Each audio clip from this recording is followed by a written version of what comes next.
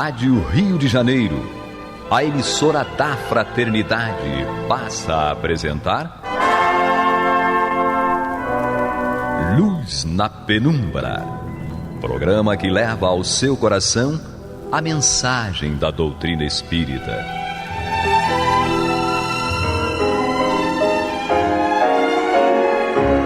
E com vocês, João Nogueira, para estudos de obras póstumas de Allan Kardec.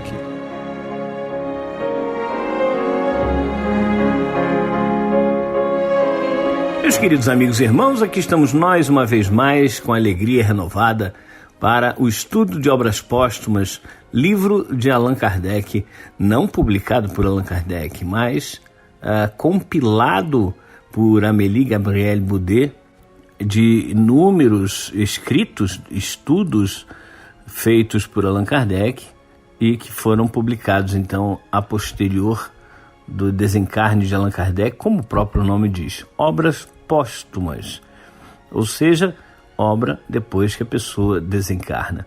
Vamos então dar continuidade ao estudo do capítulo A Minha Primeira Iniciação no Espiritismo. Nós estamos estudando o resumo das comunicações dadas pelas senhoras M e T em estado sonambúlico. Regeneração da Humanidade é o título, Paris, 25 de abril de 1866. Vamos então à última parte desse resumo, onde nós temos aqui 3 parágrafos muito interessantes, que é exatamente a conclusão desse resumo. Vamos à leitura, então. Dentro em breve surgirão campeões que em voz alta se proclamarão tais entre os de maior consideração e mais acreditados, os quais, com a autoridade de seus nomes e de seus exemplos, o apoiarão, impondo silêncio aos que o detratem, pois ninguém ousará tratá-los de loucos. Esses homens o estudam em silêncio e aparecerão quando for chegado o momento oportuno. Até lá, bom é se conservem afastados.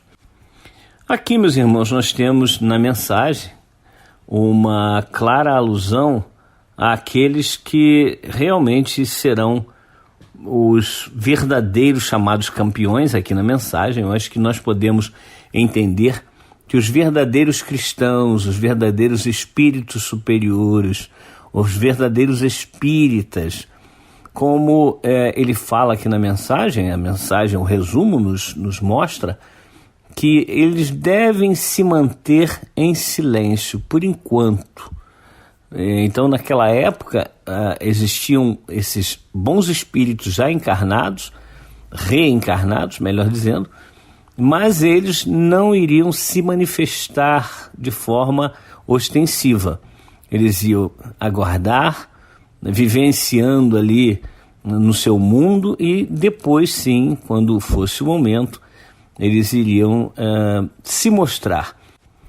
E esse se mostrar, é claro, no sentido de aparecer, de revelar-se, revelar as suas obras, não no intuito de aparecer de forma vaidosa, prepotente, não, nada disso.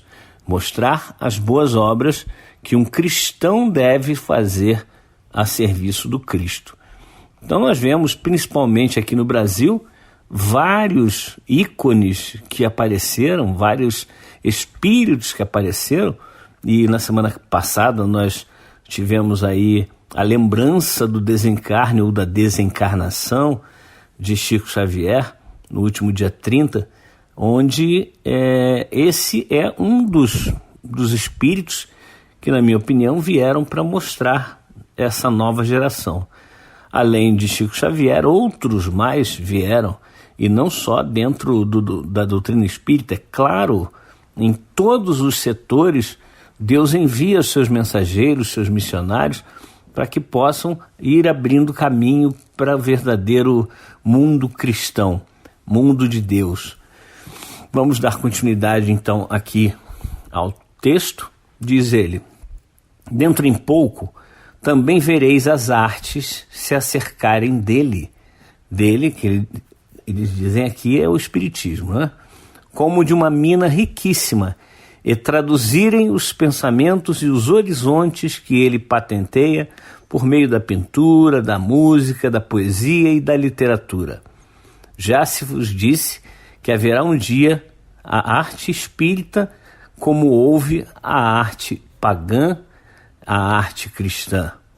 É uma grande verdade, pois os maiores gênios se inspirarão nele.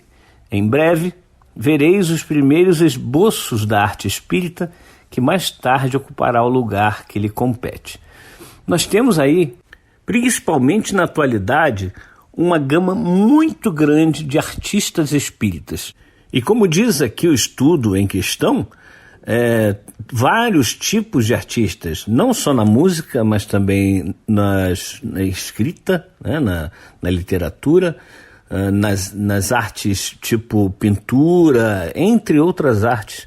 Nós vemos uma explosão da arte espírita e muitas vezes até causando muito espanto em muita gente, porque a arte espírita ela permeia toda a cultura e cada vez mais nós vamos vendo essa arte indo para vários lugares. Eu fui visitar uma amiga, inclusive, em Petrópolis, e ela tinha lá algumas pinturas, alguns quadros, e ela não é espírita, ela, não sei nem qual a religião dela, se ela tem alguma, e tinha lá pintura psicopictoriografada, é assim que se fala, palavra longa, né? Psicopictoriografia. As pessoas até reduziram o nome para pictoriografia, mas é psicopictoriografia, como Kardec coloca no Livro dos Médiuns.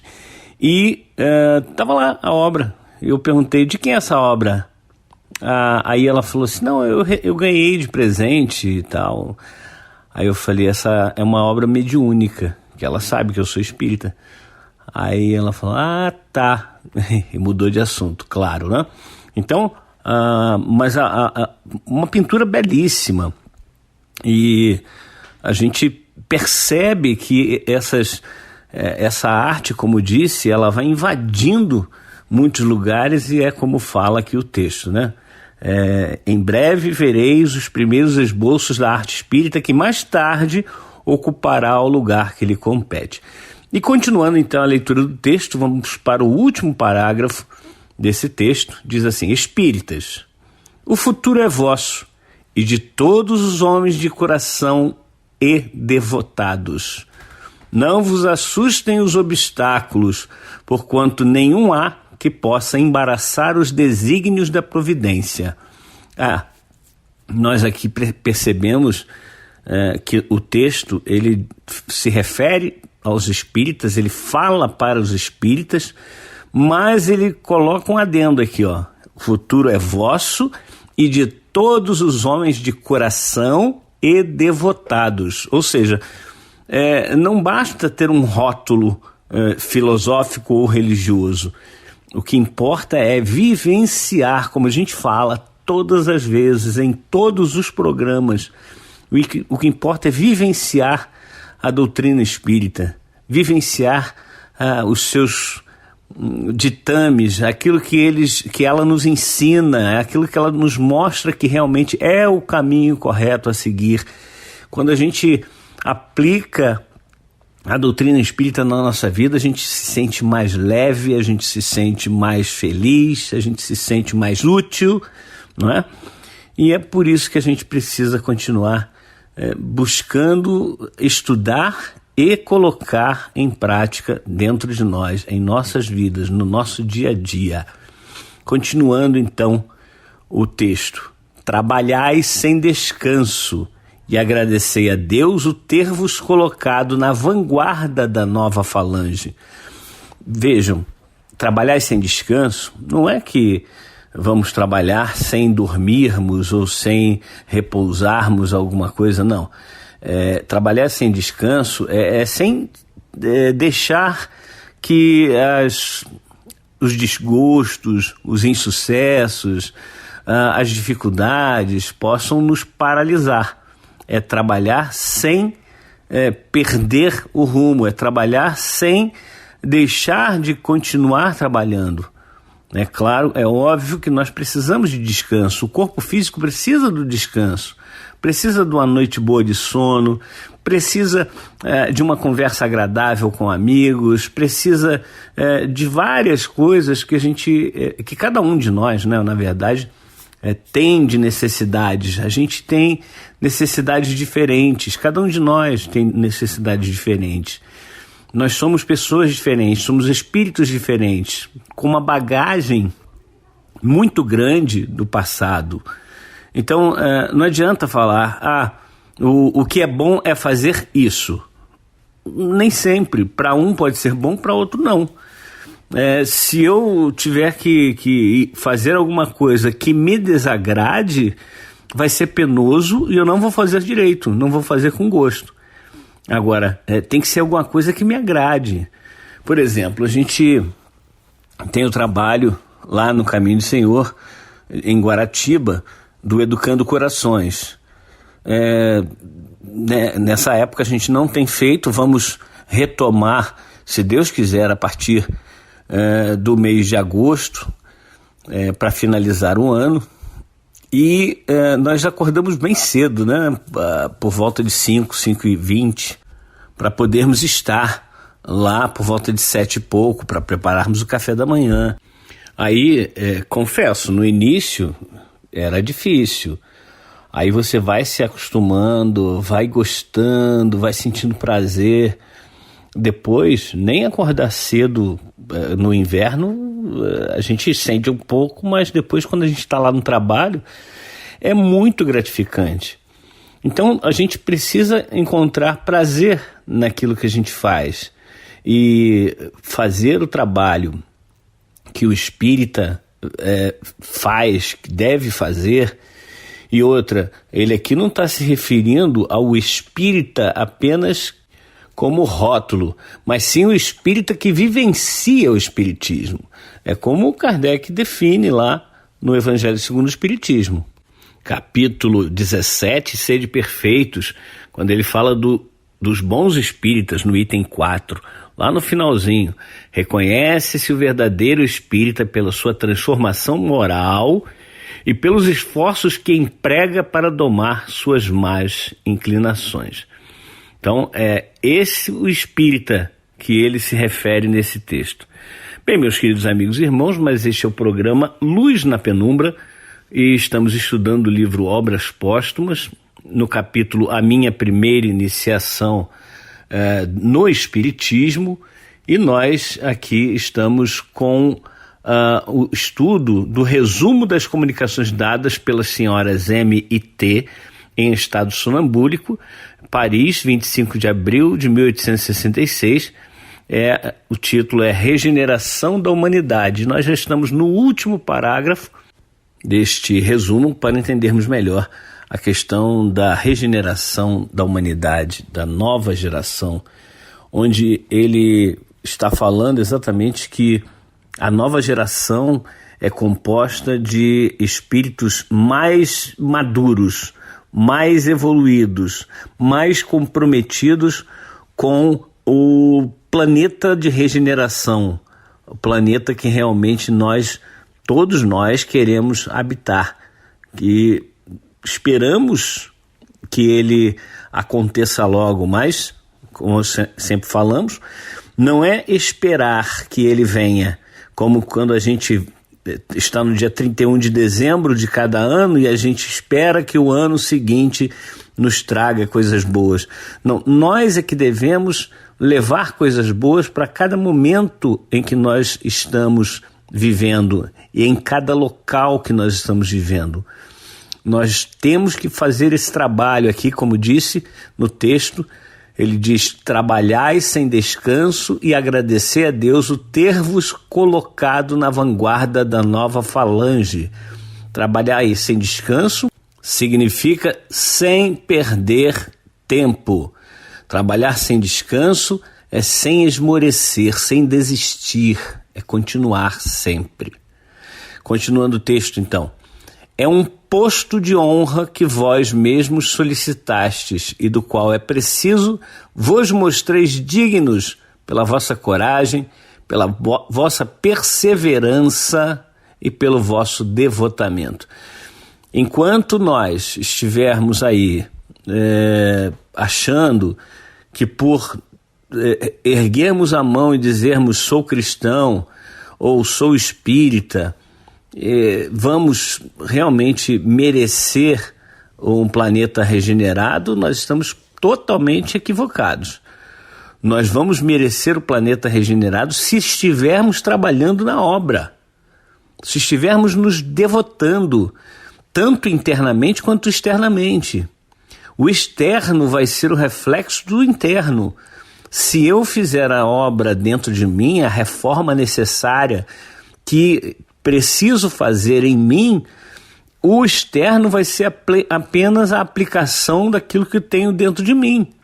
Eu vou ser naturalmente bom, eu vou ser naturalmente cristão, eu vou ser naturalmente espírita.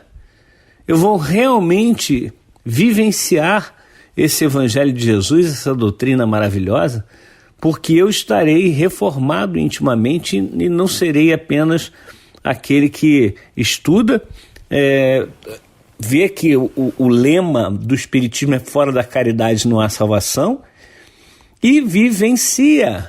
Eu preciso vivenciar o Evangelho de Jesus, eu preciso vivenciar os ensinamentos espíritas. Se não, meus irmãos, o que vai acontecer se eu continuar no planeta de regeneração e não estiver empenhado no trabalho de fazer essa transformação no mundo? Eu não vou merecer estar nesse planeta de regeneração, e podem ter certeza, não tem como pagar propina para Deus, não.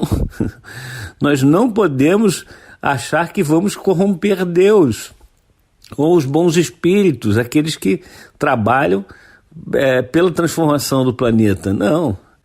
Só estará nesse planeta de regeneração aqueles espíritos que merecerem estar aí. Enquanto eu não merecer, eu não poderei estar nesse planeta. Então eu preciso fazer esse trabalho dentro de mim, assim como cada um de vocês precisa fazer esse trabalho dentro de vocês. É fundamental que nós façamos isso. E quanto mais espíritos estiverem empenhados nessa transformação, vejam como a gente sempre repete, não é sermos já espíritos superiores, não. Isso não acontecerá. Nós continuaremos fazendo mal, porém o mal pela ignorância, não o mal com vontade de fazer o mal.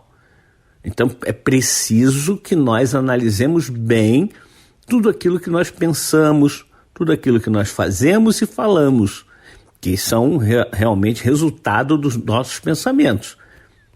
É por isso que dizemos sempre que enquanto nós não tivermos trabalhado dentro de nós, um planeta de regeneração dentro de nós, não mereceremos um planeta de regeneração fora de nós.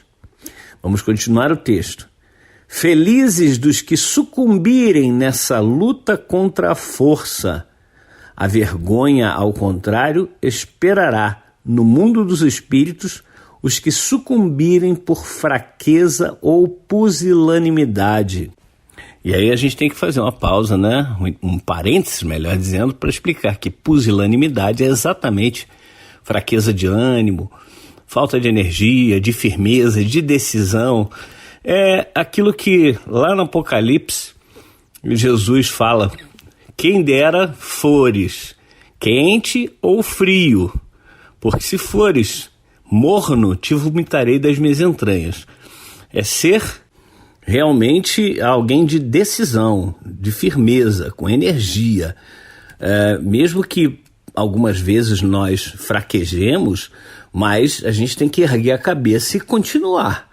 Porque a luta íntima é uma luta difícil realmente. Não é uma luta fácil. Aí continua o texto dizendo exatamente das lutas. Ele diz assim: as lutas, aliás, são necessárias para fortalecer a alma. É claro, se nós observarmos a população mundial, não só no Brasil, mas a população mundial, ela engordou de uma maneira geral. Não estou falando de A, B ou C. de uma maneira geral, a população engordou. Por quê? Hoje em dia você tem controle remoto para tudo, né? Tem o celular. Dificilmente a pessoa precisa levantar de um sofá para trocar de canal, não tem mais, né? Trocar de canal para atender o telefone, etc e tal. Então, a gente está ficando cada vez mais sedentário. E, ao contrário, quando nós temos que trabalhar, que dar duro, que caminhar um longo trecho, que subir escadas, etc e tal, nós nos mantemos em forma. E aí a gente tem, claro, controlar a alimentação, etc e tal, tudo isso que você já sabe. Mas esse programa não é um programa de ensinar ninguém a manter a forma física, mas sim fazer um paralelo, né, entre o corpo físico e a alma. Vou repetir aqui o que disse no texto. As lutas, aliás, são necessárias para fortalecer a alma. Continuando, o contato com o mal faz que melhor se apreciem as vantagens do bem.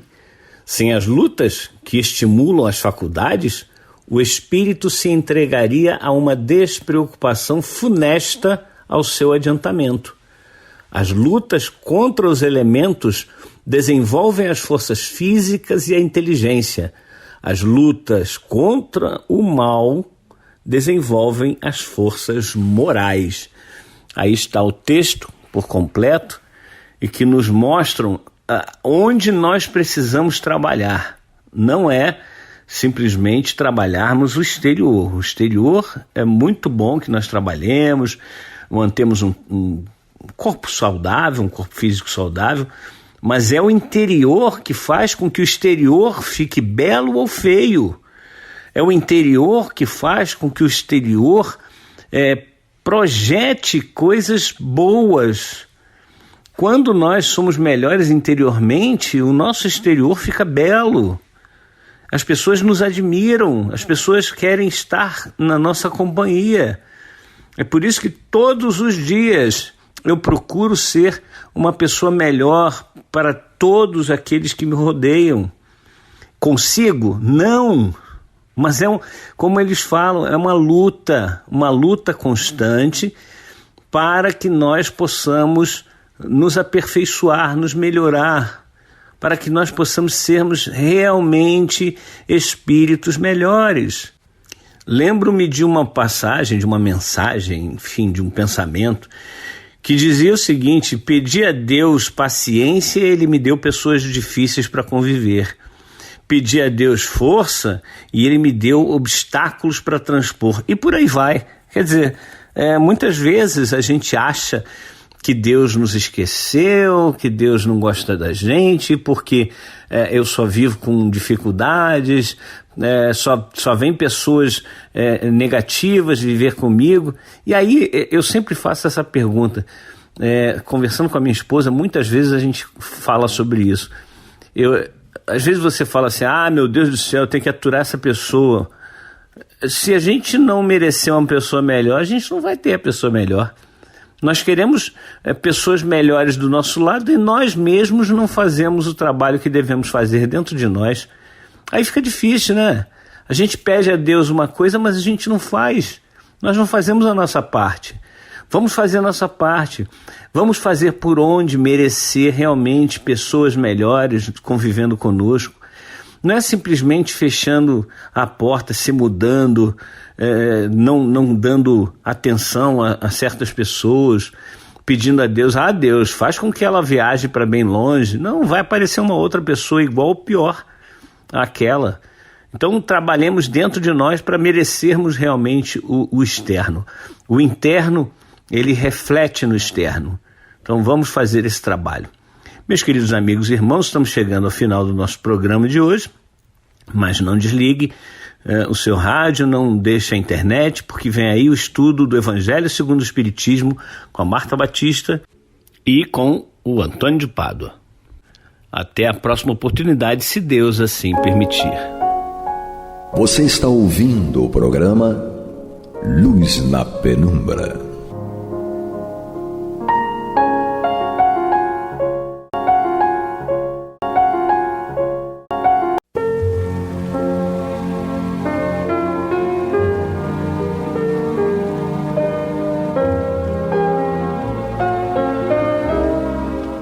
Rádio Rio de Janeiro está levando ao seu lar e ao seu coração a mensagem consoladora da doutrina espírita, através do programa Luz na Penumbra.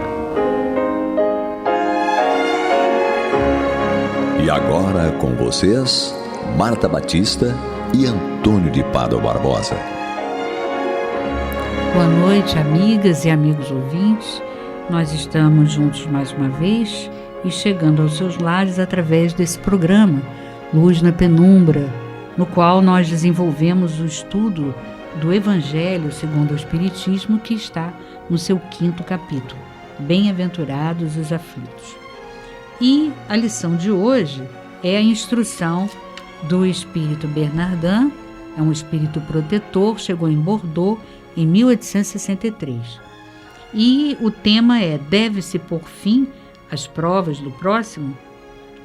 E para realizar essa reflexão e esse estudo, temos, como toda semana, o nosso estimado Antônio de Pádua Barbosa. E na supervisão técnica, o nosso querido Pablito, como nós o chamamos aqui. Então, Tony, olá, tudo bem? Tudo bem, Marta. O que você pode nos dizer sobre isso? Isso aqui é uma dúvida que às vezes ocorre, né? No nosso meio.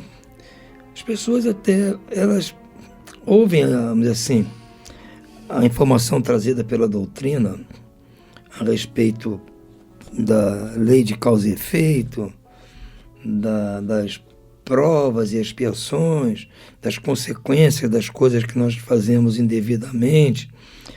Tudo isso elas ouvem, então isso vira um conceito quase que matemático. Fez assim, vai acontecer assim.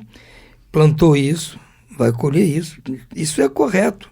Então, se você toma isso ao pé da letra, quando você vê uma outra pessoa, o próximo, como se diz, né, sofrendo, passando por provas, expiações muito drásticas, ocorre muitas vezes as pessoas essa dúvida. Bem, se eu for lá socorrê-lo, cessar essas provas para ele, impedir que ele continue sofrendo, eu estarei interferindo na lei de Deus, na lei do retorno, na ação e reação. Isso até é compreensível que as pessoas pensem assim. Se ela usar o raciocínio muito matemático, cartesiano, objetivo. Mas a vida não é exatamente assim, né? Quer dizer, eu costumo dizer sempre, né? O universo ele não é matemático rigorosamente falando. Ele é quântico, ou seja, as coisas mudam conforme a situação, conforme o observador, o comportamento das coisas mudam, né? Então a pessoa tem que usar dentro de si a misericórdia que nos é pedida por Deus, por Jesus na sua bem-aventurança, diz lá, bem-aventurados os misericordiosos, porque receberão misericórdia. Então, quando nós virmos uma pessoa nesta situação de sofrimento, de aflição, o primeiro pensamento é a misericórdia. Não vamos discutir agora essa lei de Deus, lei do retorno, lei de causa e efeito, isso não é um problema. O problema é que o irmão está sofrendo e meu coração diz que eu tenho que ajudá-lo. Ué, claro. Se vai ocorrer depois alguma coisa contra mim, isso é um problema que eu vou discutir depois com a lei. Em princípio, eu vou salvar a pessoa. Claro. Eu vou deixar a pessoa, está vendo que ela vai ser atropelada, eu vou deixar ser atropelada? Não, eu vou lá e puxo para cá, eu empurro. Isso. Às vezes, mesmo que eu que acabe me ralando todo, isso acontece. Você vai evitar uma coisa drástica com alguém, acaba você se machucando. Mas nós temos que usar o nosso instinto, que é praticar misericórdia.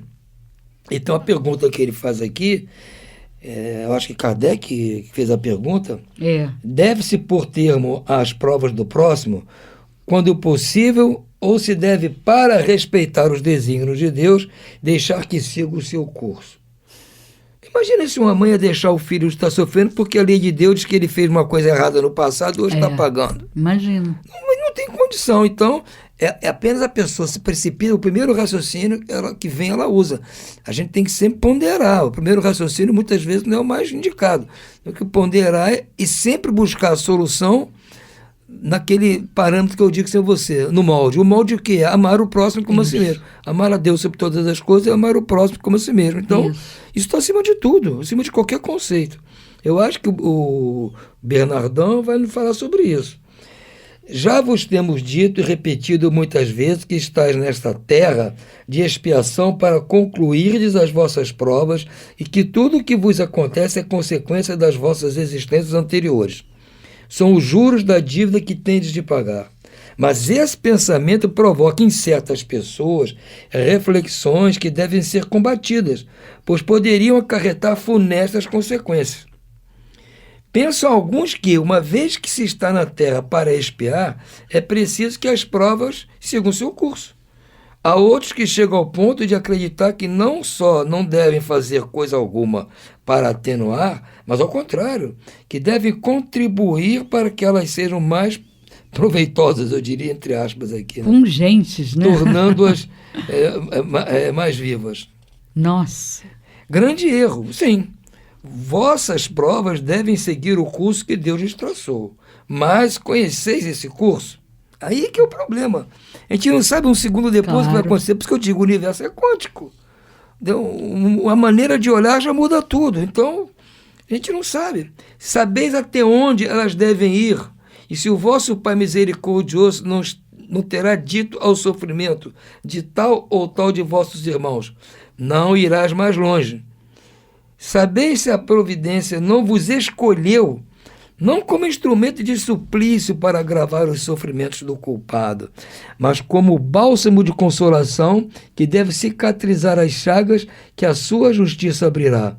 Não digais, pois, quando virdes atingidos um dos vossos irmãos, é a justiça de Deus, importa que siga o seu curso. Dizeis ao contrário. Vejamos que meios o Pai misericordioso me pôs ao alcance para eu suavizar o sofrimento do meu irmão. Vejamos se não poderão ajudá-lo, vejamos se as minhas consolações morais, o meu amparo material, ou meus conselhos não poderão ajudá-lo a vencer essa prova com mais energia, paciência e resignação. Vejamos mesmo se Deus não pôs em minhas mãos os meios de fazer que cesse esse sofrimento. Se não me deu também como prova, como expiação, talvez, deter o mal e substituí-lo pela paz. Então a gente não tem condições de saber o que vai acontecer um segundo depois. Não sabemos o que Deus está programando para nós. Não sabemos se ali é a hora de terminar, porque todo mal um dia termina, todo sofrimento um dia acaba. E quem sabe não é aquela hora que tem que acabar? E quem sabe que é porque você estava nas circunstâncias ali, Deus escolheu você para ser o agente de cessar isso. Então, se você usar a sua misericórdia, seu amor ao próximo, em primeiro lugar, o primeiro pensamento que vem é este. Eu sou o agente de Deus para terminar a prova dele. Se a prova dele tiver a continuar, ou eu vou falhar na minha ajuda, pode acontecer, eu tento ajudar, mas não consigo, então ele continua sofrendo, ou eu cesso aqui e amanhã ele começa provocado por outra situação, mas aí não é mais problema meu. Claro. Então o primeiro pensamento que vai vir é esse: você está realmente imbuído do amor de Deus no seu coração. Agora, se você acha, não, deixa rolar que eu tenho que sofrer, no fundo, é que você se compraz daquela situação. Porque acha que a pessoa merece. Se aconteceu isso é porque merece, porque ele fez alguma coisa. Tá bom, ele fez alguma coisa, ele merece, mas não é da sua conta. Exatamente. O que é da sua conta é ajudá-lo, é sair, tirar do sofrimento. Isso aqui é da sua conta. Claro. O resto não é da sua conta. Então, essa inversão de pensamento é que o Bernardão está nos propondo aqui. Eu acho esse ensinamento, essa proposta, muito incrível, importante. Porque lá no programa Respondendo aos Ouvintes, volta e meia alguém pergunta isso, Marta. Volta e meia, tem gente que pergunta. Entende? Então, talvez as pessoas não tenham lido aqui essa mensagem do capítulo 5 do Evangelho. Mas não precisa também, basta olhar para o próprio coração, né? E fazer assim, e se fosse meu filho? Eu ia querer que, não, deixa ele continuar sofrendo, porque... Deus que quis assim, eu ia azar Deus, cara, não tem nada a ver com Deus, eu vou evitar que meu filho sofra. Claro. Não é isso que você faria? Depois eu me viro com Deus lá, dou meu jeito, mas agora não vou deixar meu filho sofrer. Então qualquer um tem que ser seu filho, gente. Lógico. Nós somos todos irmãos. É o teu próximo, né? Então, é só para refletir um pouco mais. Ajudai-vos sempre mutuamente nas vossas provas, e nunca vos considereis instrumentos de tortura. Nós não somos instrumentos de tortura de ninguém. Essa ideia deve revoltar todo homem de coração, principalmente todo espírita, porque este, melhor do que qualquer outro, deve compreender a extensão infinita da bondade de Deus. O espírita tem de pensar que sua vida inteira deve ser um ato de amor e de devotamento, e que, faça ele o que fizer para se opor às decisões do Senhor, sua justiça seguirá o seu curso. Ou seja, mesmo que eu tenha intenção deliberada de impedir as decisões de Deus, será que eu sou tão forte assim que consigo impedir que está determinado por Deus? Imagina, claro que não. Claro que então, não. todo o esforço que eu fizer para interferir, se não for da minha... Quer dizer, eu não tiver que interferir, a pessoa tem que continuar sofrendo, não vou conseguir êxito. Mas vale o meu esforço, a minha tentativa, o meu bom coração. Eu estive vibrando para resolver o problema. Isso é que importa. E era isso que se esperava dessa pessoa. Exatamente. Que está ali para ajudar, né? Exatamente. É esse que tem que ser o nosso pensamento. Independente de qualquer... Senão a gente não sairia, como muitos espíritas gostam de fazer, distribuindo sopinha quente para as pessoas de rua. É. Ah, ele está na rua lá porque quer, porque sofreu. Agora Se ele está porque ele quer, porque ele não quer trabalhar, ele tem que ficar lá com fome. Ah, não, ele está aí porque na outra vida ele fez isso e aquilo, então está passando. Então tem que ficar. Não, a gente não pensa assim. Claro. A gente vai lá e ajuda. Claro. E não estamos nem querendo saber o que levou a pessoa a estar naquela situação, o que ele fez, deixou de fazer. Não é da nossa conta. E a gente também não tem nem capacidade intelecto-moral para saber, de fato, o que gerou aquela prova. Por isso Porque mesmo. você vê no Céu e Inferno, eles falam de uma pessoa, né, que estava lá em condição de rua, né, e, no entanto, não era uma expiação.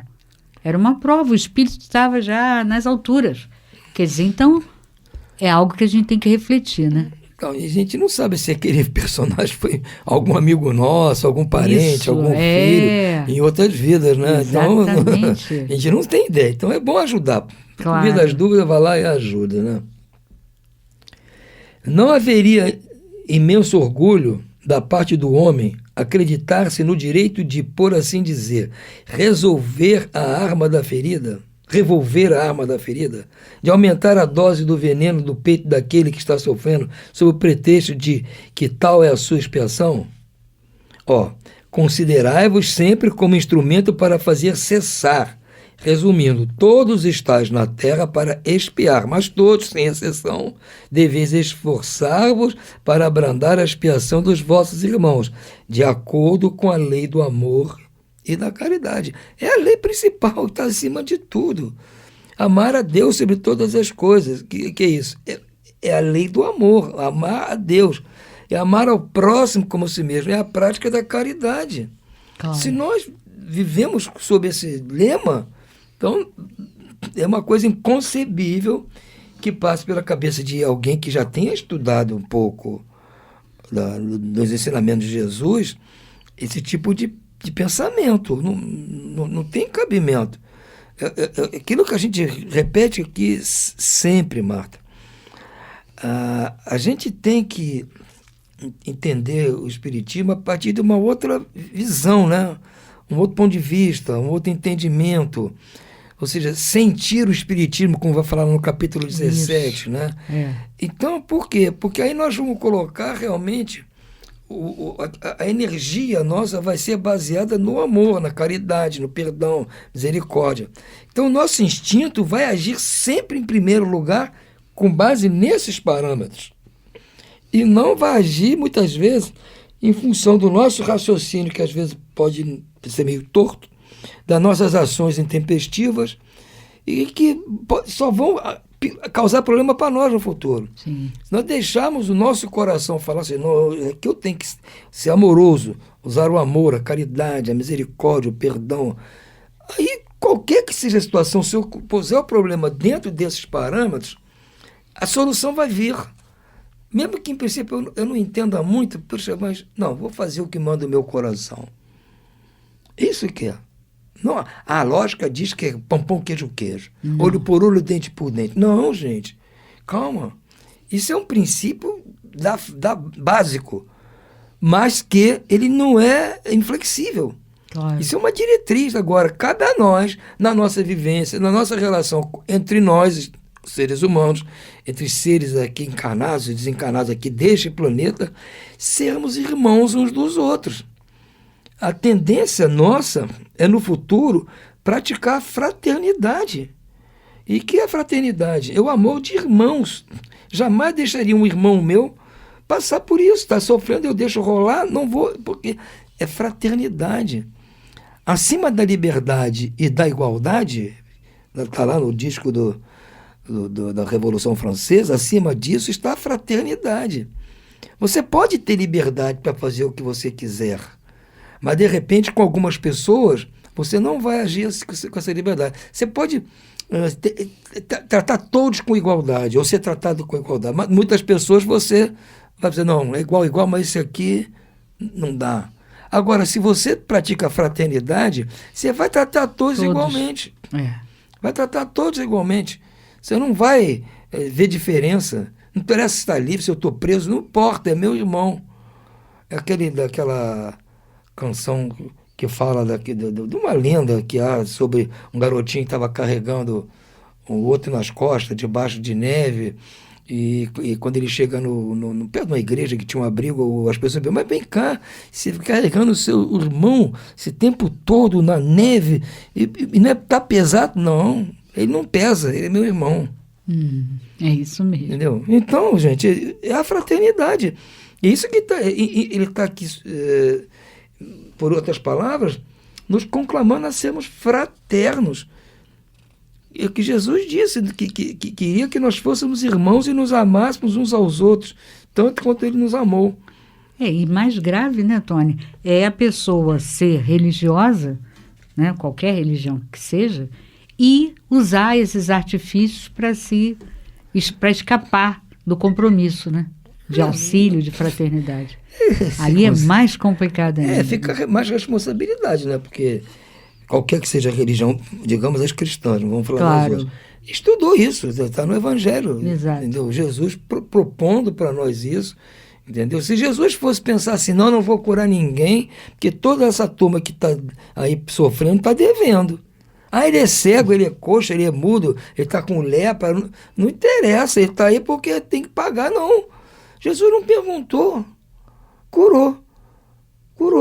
E a gente sabe, né, por outros relatos, que muitos daqueles que foram curados por Jesus voltaram a praticar as mesmas coisas erradas e voltaram a ficar com a mesma doença depois. Claro.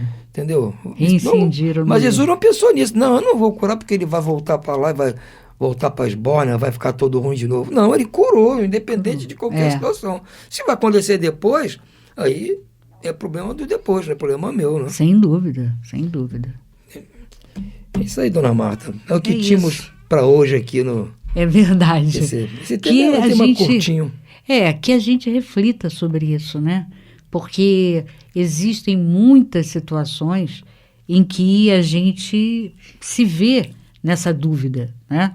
E são situações em que o espírito aqui, Bernardin, está convidando para que nós modifiquemos a nossa visão, que ela deixe de ser material e você pense, né, na tua comodidade, né, naquilo que não vai te incomodar, e você pense por uma perspectiva espiritual, que é a da fraternidade, né? Você vai ajudar porque é um irmão teu, né, perante Deus.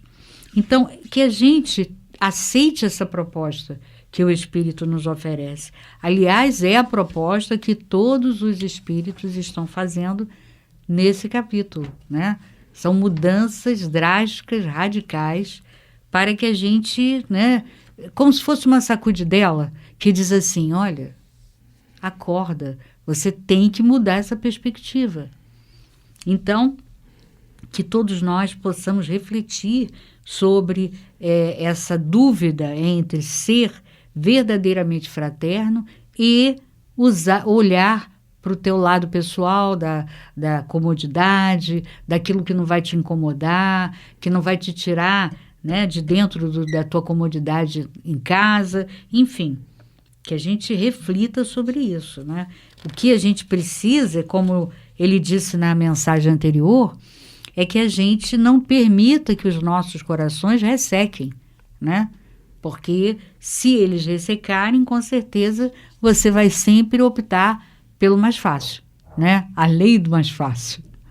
Então, que a gente reflita sobre isso e possa entender, né, a necessidade de ser um instrumento de abrandar a dor, de abrandar o sofrimento e o equívoco, né?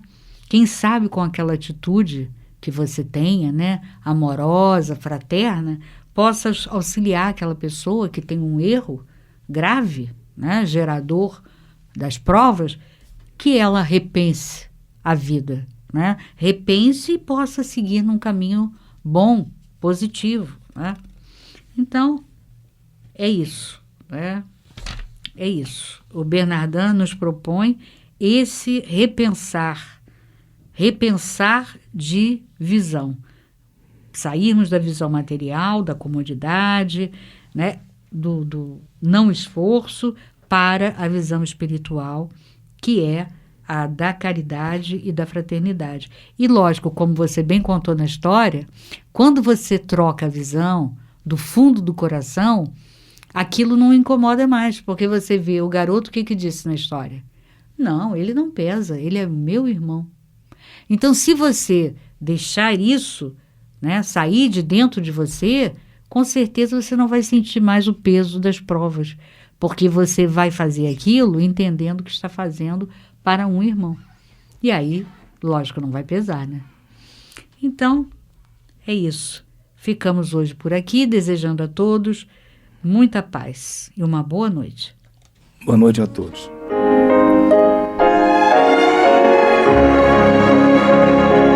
E vamos ouvir agora a prece de encerramento de nosso programa, na voz de Geraldo de Aquino. Jesus, dá-nos coragem para a luta, piedade para os insultos e misericórdia para as injustiças e ingratidões. Limpa nossa alma de inveja e ambições mesquinhas, de ódio e de vingança o nosso caminho. E que dentro em pouco, ao recolher-nos de novo ao calor do nosso leito, para que o sono nos dê a paz e o esquecimento das tristezas humanas, possamos sentir, Senhor, no mais íntimo de nosso ser, a doçura indefinível do Teu amor e a grandeza incomparável da Tua divina presença. Que assim seja.